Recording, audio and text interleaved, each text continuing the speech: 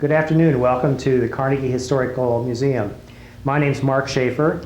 I've been joined with some returning guests and an distinguished guests. That's right, returning distinguished guests. Very, very good. We're going to continue on our Parsons College theme. Today is February 11th, 2001. The topic of discussion today is going to be rather upbeat. Last time we talked about the Millard Roberts years, and it got a little, I don't know, hairy, stickly, whatever. The man was not, shall we say, the man was not easy to talk about in a positive tone at all times. No. We want to do show his positive influence on the community, a less controversial, in fact, a very enriching aspect of his influence on Fairfield. Back in the mid-'60s with his summer festivals. We've been joined by Joan Sloca over on the end, and then Robert Tree, and Dr. Robert Tree, and Dr. Charles Sloca, my co-moderator. Anyway, never at a loss for words, Dr. Sloca. This is going to be kind of a catch-as, catch-can format. We're surrounded here by programs from some of the festival productions. And I was just a kid then. I was like in high school when things were going full force and had been going for some time. So I had personal remembrances as a spectator. It was like going to New York and seeing some pretty exciting productions, which for a boy growing up on the farm was very special. But these folks were just enough older than I am to have had an actual part in some of those productions. And I don't know, who should we start with? Well, I just want to say a word about the festival itself. Okay. Because we tend to think of it as an arts festival, but that wasn't its origin. With Millard Roberts, there was a bottom line to it all the time. Okay. Now you have to remember that when you have a normal college year, September to June, you have something there constantly for students. You have football program, you have basketball, you have then the spring type sports and all these student activities. But when we went into the summer trimester, there was nothing for students.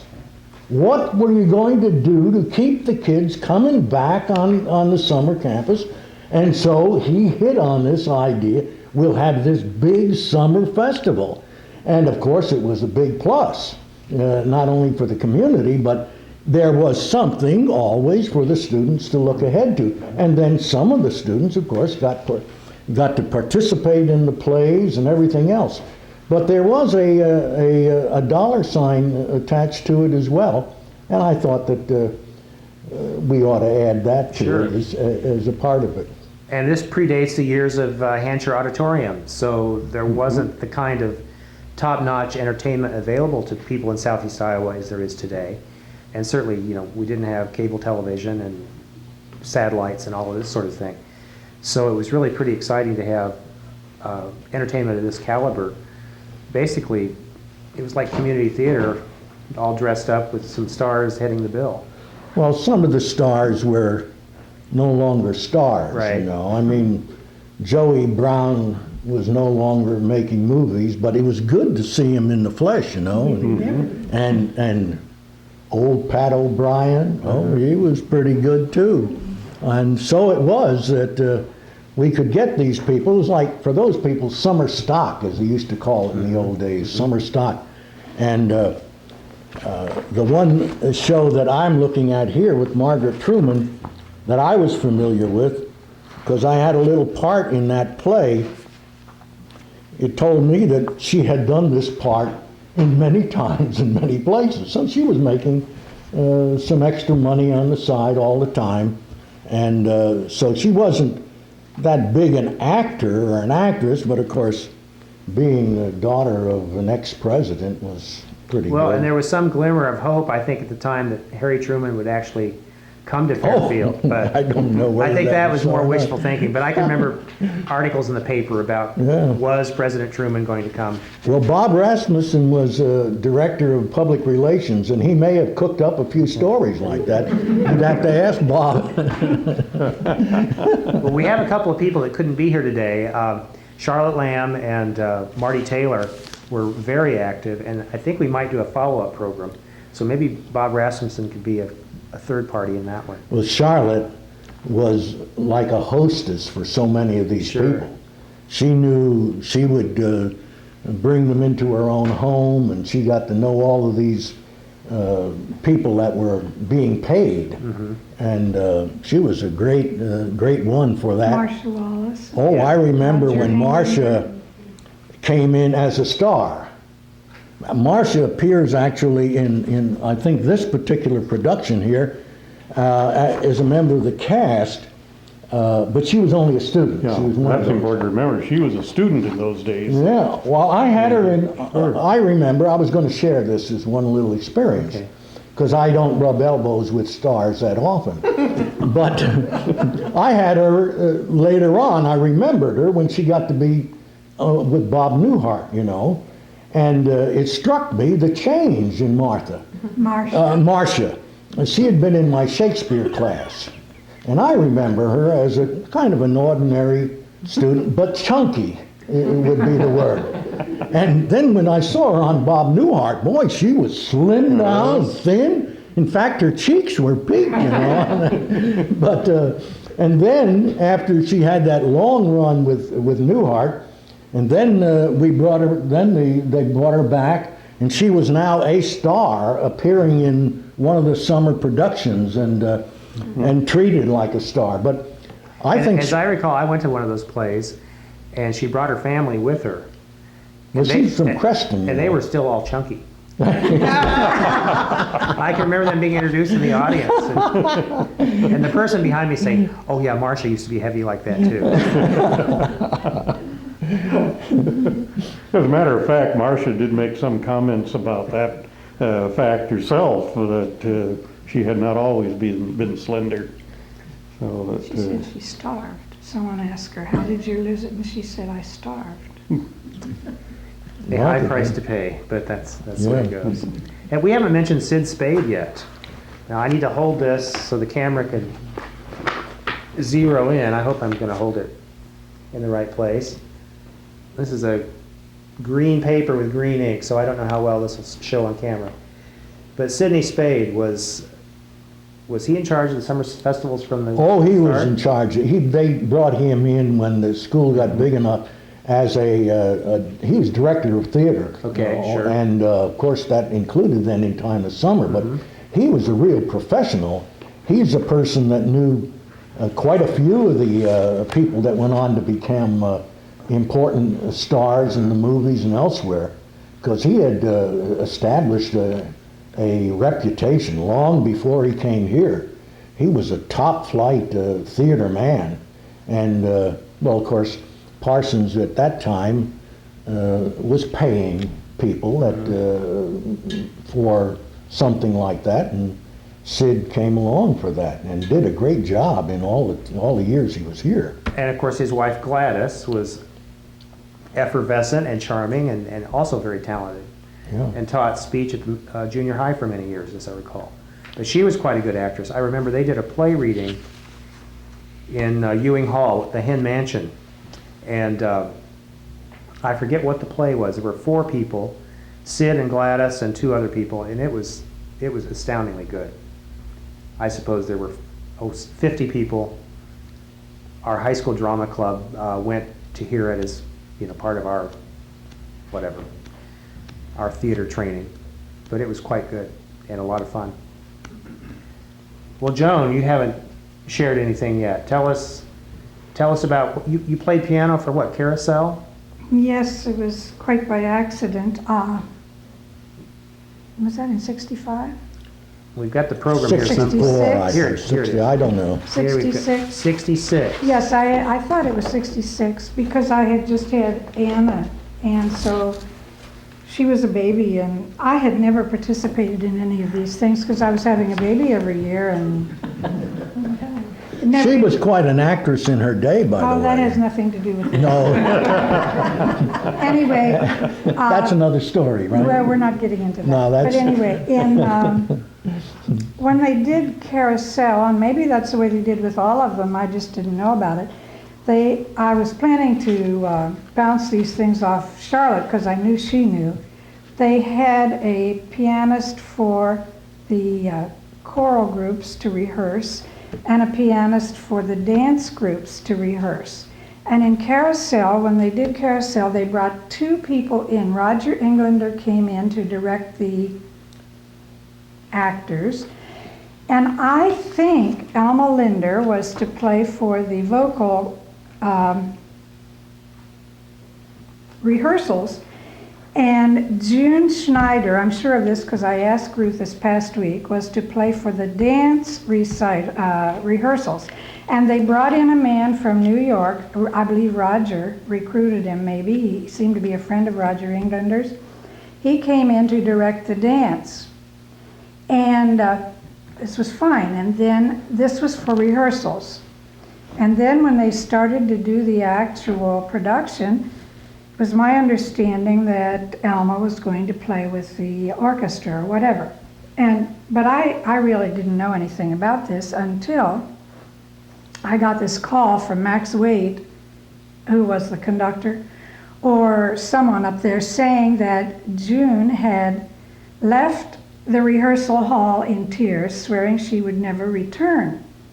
Well, I knew Ruth quite well. They wanted me to come and play for the rehearsals for the dance groups. So I called Ruth, and she said, oh, this man's terrible. She said he yells at the top of his lungs. They were rehearsing in the old trustee gym. It was very warm, and they'd be in there, and he'd have all these little kids, you know, the children of Mr. Snow, When I Marry Mr. Snow, you know, from Carousel.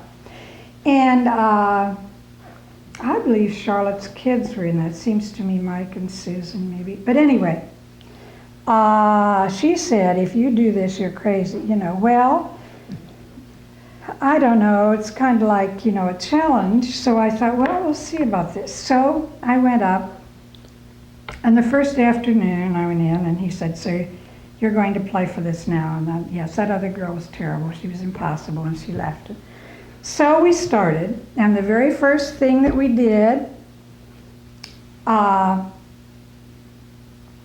he was finished and I was still playing, and so he starts yelling from the other end of the gym, can't anybody count in this town, you know, and so on and so forth. And I thought, could I be that far off on this? So he said, we'll do it again from the top. So we started it again. Same result. But that time I had been watching very carefully, and I don't know what the chances are of this, but before we moved to Fairfield, I had worked for a dance instructor and played sometimes 8 hours without stopping while she taught dance steps. And he was short. He did not have enough steps for that particular number. And I just went like this. And he came over and I said, you're 2 steps short. And he said, can you count dance steps? And I said, yes. Oh, he was so relieved. He could not read a note of music. He had a woman in New York who, when he was called on to choreograph something, she would play it over and write up above it how many steps he needed to get through it. And she had just made a mistake. And since he couldn't read the music at all, he thought that the pianist didn't know what she was doing. Well, from then on, he refused to work unless I was there. So, and they were paying us by the hour. I made a lot more money than they ever intended me to make that summer. And when it was time for the actual production, and I said, well, I'll be watching the production. And he said, if they don't put you in the orchestra, I'm going home right now. And he made a big scene, and I never did ask Alma what they told her. But anyway, it was so ridiculous because when they had to choreograph the curtain calls, he would say to me how many steps, and I would tell him. And then I would watch him, and Max Waite would watch me and direct the orchestra from me while I was watching him. It was just ridiculous. It was just totally, but he could not read music.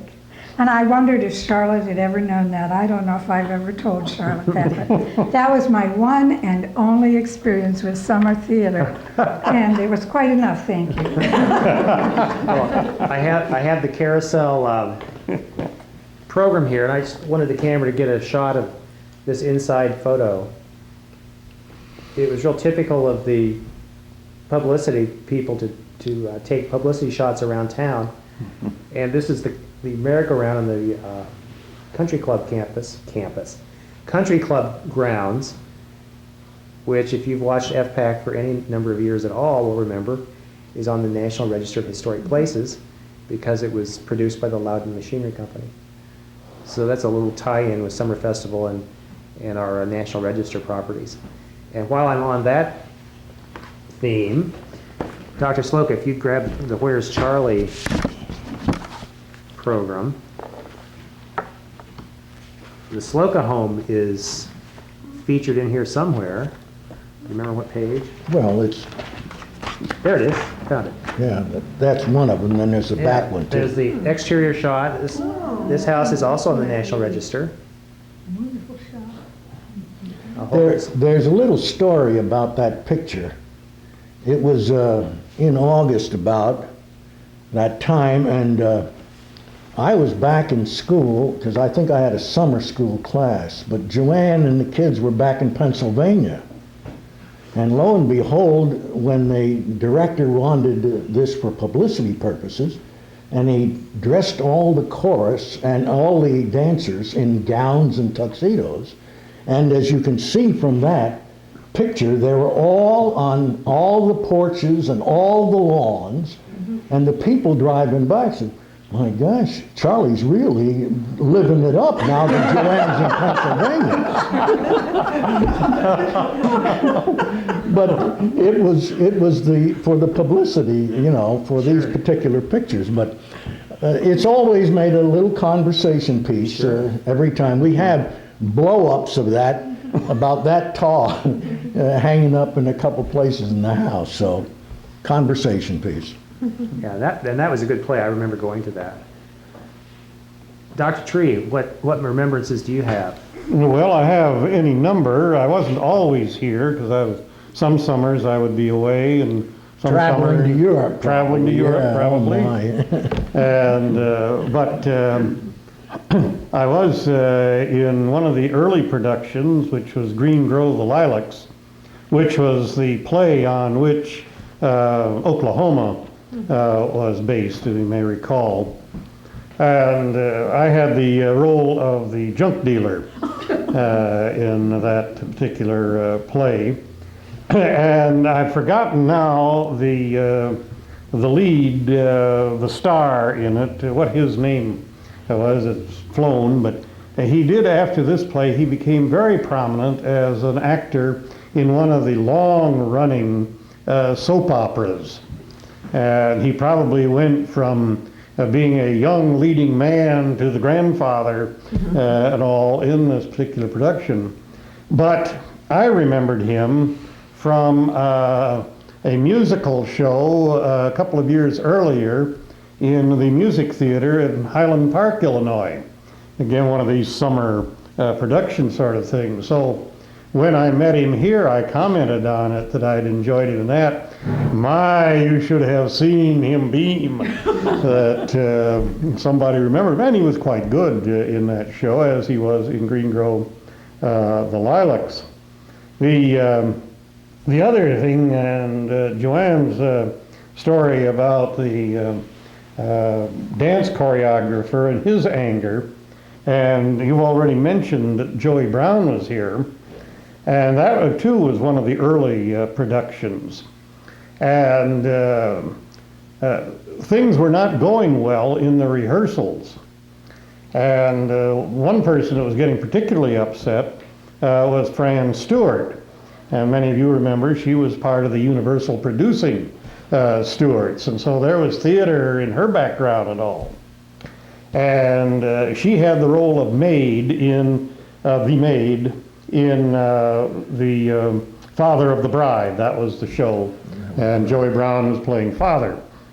And after she'd been dressed down for missing her cue, why, she was upset and angry, and she came in on the next round and she slammed the coffee pot down on the table, and with that, he just was right on cue, blah, blah, blah, blah, and the whole scene went fine. She said, right then and there, I knew the old man had a hearing problem. That he wasn't hearing the actors come in, the other people coming in. But he'd heard that slam of the coffee pot. So she passed the word around to the rest of the cast. Either get in his sight line or make a noise. Get his attention quickly. And from then on, the rehearsals went well. The play was just fine. And it was a good show. And then there was a big party out at the country club afterwards.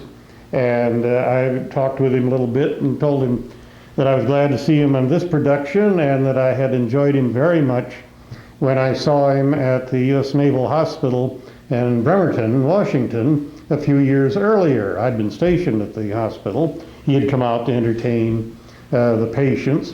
Well, again, here was the actor's ego. That when you said you had enjoyed it and remembered, boy, just glowed, you know. And he just had a wonderful time at that cast and staff party afterwards. So that was a lot of fun. Dr. Treat, you have his picture right in front of you, right? There? Yeah, hold that. Oh. You'll need to hold it. Yes, there he is, father of the bride. Some of you young people don't 1962. remember what he looked like. Doctor, hold it to the camera so they can focus for FPAC audiences. How many baseballs could he hold in his mouth? I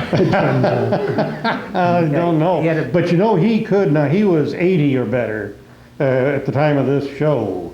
And he entertained the cast when he first came aboard with backflips and things like that that he could do at 80 plus. I remember he And, did a handstand right down in front of the bleachers, in front of all the. You're right, that's right.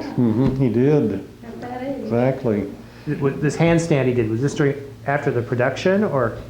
I think it was before, but I'm not sure. Okay, but a handstand in conjunction with one of the, Yeah, well, Plays. no, it was just part of him. Yeah, I think maybe it was part of the curtain call, perhaps. Oh, was okay. it? No, I've forgotten, but he did. I'd forgotten until he reminded, but yeah. Well, I he can- did that. now I never saw this, but I remember friends, was this 62? Yes, this was Friends in 62. junior high who went out to dinner more than we did would see him eating at Woody's Steakhouse, which is where Love and Spoonful is now. And he always sat in the back. So the next time you go to the Love and Spoonful, just remember Joey Brown ate there. Well, one of the things I would like to comment also about Joey Brown, Pat O'Brien, now Frosty Westering was football coach, Parsons at the time. And they were having football camp out at the, Camp Arrowhead over there near Tumwa. And so Westering got Pat O'Brien to come out and give the famous Gipper speech Oh, from the movie. from the movie. Newt Rockney. Right, he was doing the Newt Rockney speech, yeah. And this was, and that was from the film Newt Rockney. Yeah. Now, O'Brien was not doing Newt Rockney here as part of the festival, but he was happy to go out and do it. One of the things I would say about most of these people, Faye Emerson was another one, and of course she had been one of Elliott Roosevelt's wives, and so forth. Most of them seemed to thoroughly enjoy their week or so, about 2 weeks really, that they were here in town. They were here for about a week of rehearsal, and then a week of the play, or the musical, or whatever it might be. And most of them seem to just get a big kick out of being in this town and sort of getting to be a part of it. Living Faye with us Emerson. Hicks. Living with us, Us Hicks. Hicks, yeah, exactly. Faye Emerson just loved the old bandstand in the park. And, yes, there she is. Yeah. And incidentally, she wore a Mother Hubbard most of the time because she had put on a little weight. But they were almost all of them a lot of fun. Now, one other thing I might mention about the beginning of this, because Dr. Sloca is quite right about the bottom line and so forth. But you want to remember we had a field house in which to hold these productions. And I think one of the things that made Dr. Roberts sit up and take notice of the kind of crowd that could be brought here was when the Fairfield Concert Association sponsored the appearance of Risa Stevens, who was then the reigning, or was a little past reigning by that time, Carmen for the Metropolitan. And Dr. Roberts had, through the college, had subsidized her appearance because I think seems like a ridiculously low fee these days, but I think her fee was $5,000 at that time. And Dr. Roberts, I think, put up half of it, something like that. Well, we packed the field house with her appearance. There just wasn't any place left to sit. And brought in folding chairs and all of that sort of thing. And I never talked with him about it, but I always had a sneaking suspicion that when he realized that what some of these people could pull in, and you could charge money at the gate, you know, for them to come in, that because this was not part of the Parsons Festival, this had been a concert association program. But it was after that that really we begin to hear about the idea, the plans for the festival, and so forth. And with the field house, and then air conditioning was added to the field house, you could get a sizable audience. You didn't have to worry about weather the way you did if you were out in a tent or something like that. And so it made for a very a good place to gather. And as somebody mentioned earlier at the beginning of our meeting here, there was no Hancher Auditorium in those days, or no Civic Auditorium in Des Moines. So there wasn't a whole lot of competition. And people came from miles around. They came from Des Moines and from Iowa City and Cedar Rapids and Burlington and down Missouri and over in Illinois. They came from a long distance to these productions. And I think most everybody generally had a good time and enjoyed them. And Risa Stevens was in with Bing Crosby. Was it in Going My Way? Which movie was she in? It seems like Bing Crosby is the priest songwriter. I was Yeah. Going My Way. Was it? Okay. Going And she My sings Way. a little bit of that Carmen in that movie. Every time I see that on reruns on TV, I think, oh my gosh, I saw her at the field house.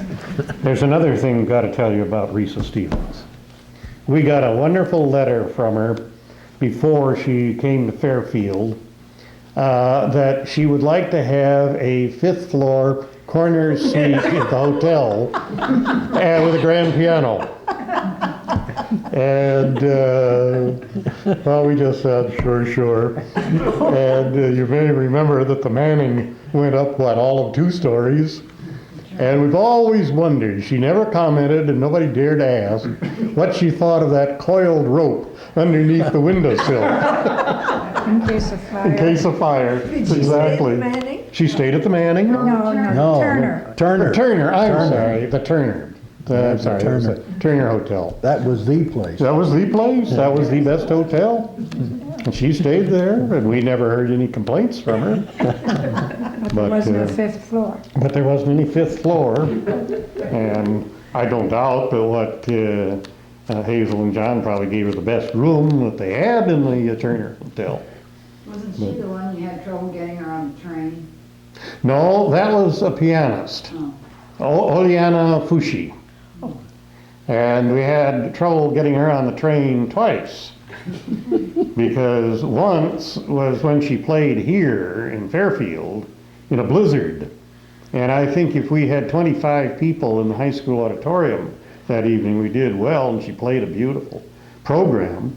And we were having sandwiches and coffee afterwards over at the Linders right across the street when Ed telephoned the railroad station, discovered that the train was already on its way, and she was still in gown, and their stuff was still at the Turner Hotel, and Bob Glocky rushed her to the hotel, and somehow she got changed, got down to the train as the train was coming in, and she's falling into snowdrifts, and so forth. Well, they did get her on the train, and off to wherever she was. It was heading east, so she was playing somewhere over in Illinois, I think.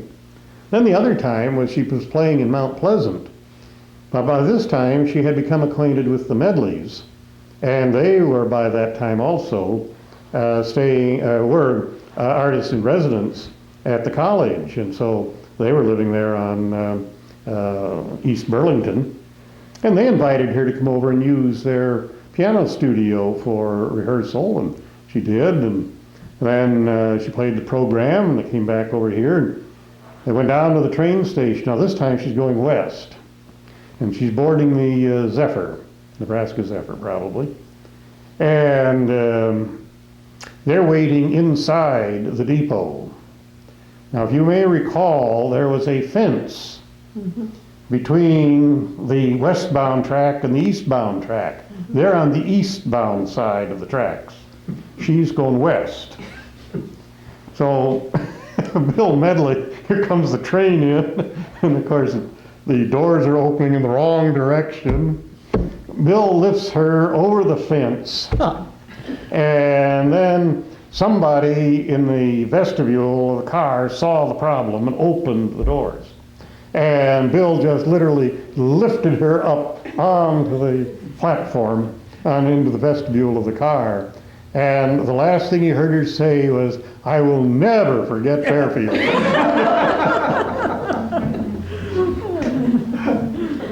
So, Did any of you have any experience with Basil Rathbone? He did a one-man show, it was Shakespearean readings. no, I remember going to that performance, and I never quite got it. He kept talking about his better side. I thought it was John Barrymore that had the good profile, but Rathbone, I remember, would just kind of take this pose and tip his head back and display his nose or something. And I can remember that and how full of himself he was. And it seems like I went up on stage afterward and got a couple of the matches that he lit his cigar with, but I don't know what happened to them. If I find them, I'll donate them to the museum. The other performance I remember was Hal Holbrook in Mark Twain Tonight. mm-hmm. That was excellent. That was an absolutely astounding performance, and I was so worried that I wouldn't be able to make the show because the cows had gotten out. And I'm chasing cattle out by the North Pond and just fuming and thinking, if I miss this, I am not going to forgive anybody. But I got there. Least of all the cows. Right. Anyway, there he is. You can catch a glimpse of that. But it was just an amazing performance. And of course he went on and did that on Broadway, I believe, and it was on television as well. And there've been a lot of takeoffs of people doing Mark Twain, but he was quite something. I remember Dean Gabbard had pictures in the Ledger office of some of these different performers, and he had a couple of Hal Holbrook in particular, I remember. We have a special guest in the audience. It's just a stage mother, not a pushy stage mother, but Dorothy, want to come up here and share about the Miracle Worker? This is Dorothy Bell, and her daughter Martha co-starred with, how do you pronounce her name? Sidney Hassel. Signa Hasso, the Swedish star that I hadn't heard of until just this minute. She was a movie star. Was she? Mhm. Okay. Very good movie star, So, yes. Dorothy, if you want to kind of, or Charlie, help us prop that up. And Dorothy, if you give us a tour, is your daughter Martha was the co-star. She was Helen Keller. She played Helen Keller. So what are your particular memories of? Well, both my daughters, Sue Ellen and Martha, wanted to try out for this, and so they went out to the auditions, and it says in there, I've forgotten some of this, that there were several auditions. Okay. And I was very surprised when Martha got the starring role. Very surprised, but Martha has surprised me with many other There things you she's go. done since. The Sloca's daughter was in it, Molly. and I saw when I looked in here. And this is nice too, because we have the summer festival pass with your daughter's name on it, and then a little diagram. She had to learn to use sign as part of her role. And this is just a nice scrapbook. Oh, here's a telegram. Who's that from? Oh, my sister, my Okay, husband. so Martha got a telegram for her starring role. Then here are some nice glossy shots of Martha and her co-star. But that's a good example of how people in the community would really have some pretty exciting opportunities to interact with people you normally wouldn't meet in the prairies of Iowa. I can't remember all the people who were in it, but Mrs. Barwise was the grandmother. Okay, sure. Grace Barwise. And there were quite a few girls in it, in the blind school.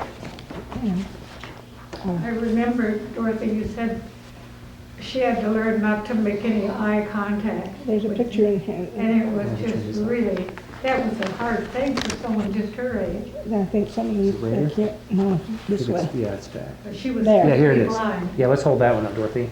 This is a really good, this shows Martha kind of looking into space like she actually is blind. That's quite an effective photo. In the first part of the play, she looked very unkempt. Her hair was, she had long hair down her back, and it was all messed up, and that's how it was supposed to be. And then when she became, Ann Sullivan's student, yeah. her teacher taught her, taught her how to behave. Comb her hair and all that. Comb her hair. Thank you, that's a nice little scrapbook. Thank you. And it was a splendid production. I remember seeing it, and That's very nice. Now, was that Very held, well done. Was that held in the field house?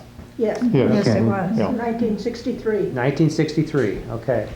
I had a short-lived career as an actor there. Bob shared his. Mine was in the Margaret Truman play. And Joan, what did you say he played earlier? The drunk and Uncle That's Louie, right. Uncle Louie. Well, and it was a bit of a hard thing because by that time I'd started to preach over Sure. in this meeting. And here I was doing that part. We didn't have too many contacts outside the production with Margaret Truman, but I thought, I'll bet if I put this question to the group, they could guess the one request that Margaret made of me outside of the production. What do you think?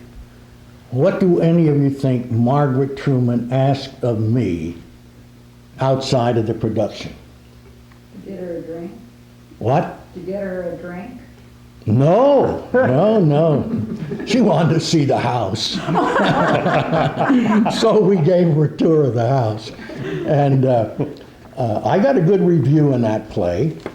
And subsequently, I got an offer to do another part in the play.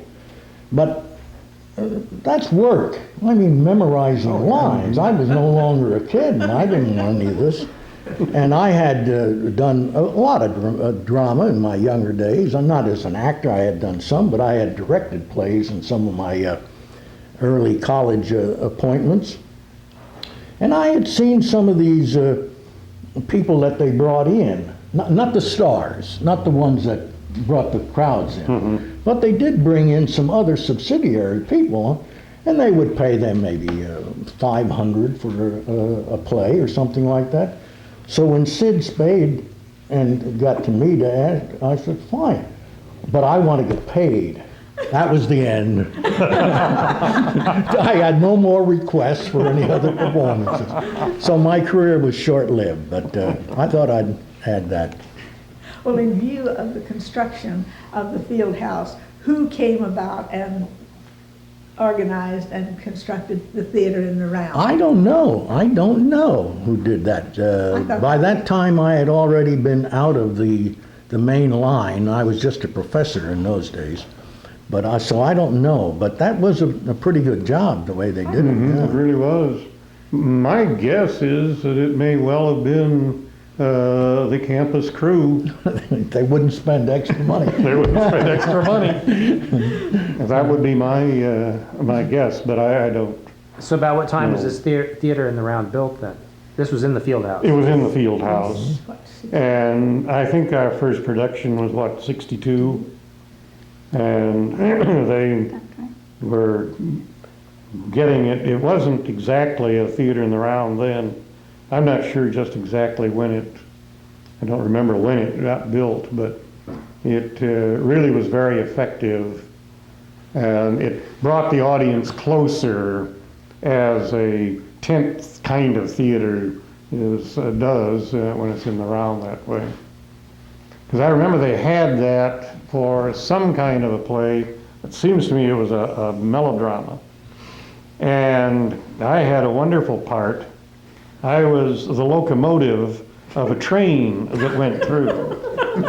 And Bob Elkin, and some of you may remember that Bob was a rather big man. Large. Yes. Chunky. Tall, too. Tall and heavy. And Bob was the caboose. And I don't know who all of them were in between, but at any rate, we had to snake our way across the stage. We started one corner of the theater in the round, if you could have a corner in a round theater, and snaked our way across and exited off there. And I don't know what purpose we really served. I've long since forgotten, but evidently it was important to the production that we have a train at that point. Well, you didn't And, have to make the noises, did you? I had a whistle that I blew as I came through, sort of a train sounding whistle. And my aunt had come all the way from New Jersey to visit me, and I got her and a friend that came with her tickets to this. And they thought my share of the production was, of course, the stellar performance the whole evening. I'm sure they were the only two that thought so. It was a lot of fun for us who were on the faculty because our children tried out, and they were in Music Man and in Brigadoon, and, that was a lot of fun for them. Yeah, one of the amazing things you mentioned, Brigadoon, and there was also Anna and the King of Siam, or the King and I. Amazing the way they got those kids dancing in a relatively short time to be able to do what professionals do on stage, All those costumes. and the costuming and all. It was really something else again. It was really quite elaborate, and it was well done. They didn't really skimp on it, Well, Dr. Strong's son, youngest, was in, I believe it was The King and I. And Dr. Strong said it took weeks to get him to realize he wasn't a star. Well, having known him later, I can imagine. Did Meredith Willson actually come to town for the Music Man? I mean, Meredith Willson, I know he's been in town a couple of times, but I didn't know if he actually was here for that production. So there's a big picture of him here in the back of the. Donald Carey did it. Yeah, McDonald Carey was. I don't recall that Meredith Wilson. Okay, they had a big picture of him in here. He did a commencement, but that was before either Dr. Sloca or I was here. Okay. That was with Tom Shearer. Now you mentioned that Faye Emerson loved the old bandstand. Here's a shot of the old bandstand with McDonald Carey. I don't know how well this will show up, but this is the Music Man, 1963. And there's McDonald Carey sitting on a park bench with the old bandstand in the distance. Well, do we have any other reminiscences to share? We don't. The Ag Show was on, the fair was on at the time McDonald Carey was here. And the soil conservation people had a queen contest. I was in charge of the queen's candidates at the dinner. McDonald Carey came out and had to decide what to do with him. And so he went along the line of candidates, and I had each girl stand up and introduce themselves because I didn't know what else to do with them or him or anybody else, and I guess it worked out. We got the job done. So so these people were shaking hands with soil conservation queen candidates, or like Pat O'Brien, I remember him in a city parade of some sort. And it seems like Joey Brown was a grand marshal of a parade too, I guess. It's hard to remember. But When McDonald Carey was there, I was chairman of the soil district, so technically I was in charge of the whole thing, and he wouldn't pay attention to me at all. He was all paying attention to the girls and the women. You were prettier. I know. He's departed from the scene. May his soul rest in there you peace. go. Well, see, let that be a lesson to you. Well, thank you folks for an entertaining program. We'll try to do a follow-up with this when Charlotte Lamb and Marty and Jack Taylor can join us, because Charlotte was intimately involved with the musical end of all of this. And of course the Taylors were running the country club kitchens and dining room at that time and met all of these people. So they have some interesting insights that I think will make a good follow-up show. So Parsons College, we hope we did good by you today, or is it did well? Which is it? Anyhow, Millard Roberts brought some exciting entertainment to this community, and for that we are grateful. And thank you again for coming, folks. And thank you for watching FPAC.